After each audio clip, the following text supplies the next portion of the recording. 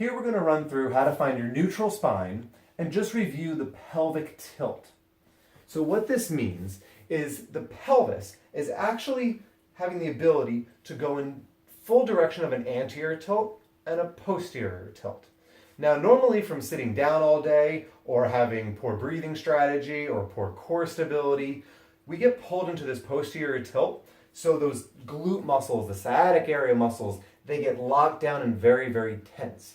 So this will add to further issues because now if you go to do a squat or a lunge or even a standing shoulder press, the glutes are going to be trying to tense under and just stabilize more into a posterior pelvic tilt.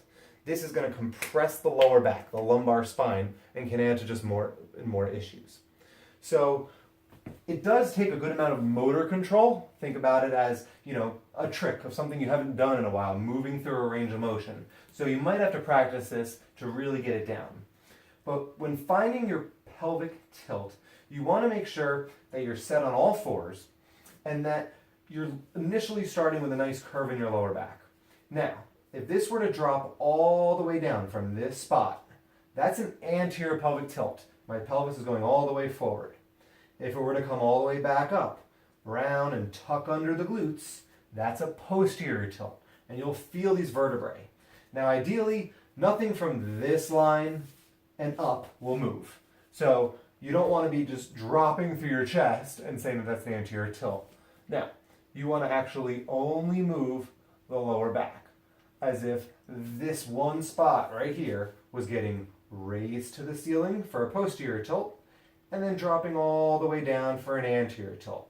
And most people that are very tight in their hips and glutes will have that problem getting down into an anterior tilt and really relaxing, because it's going to take your body learning how to restabilize the core to allow this whole area to relax into that position.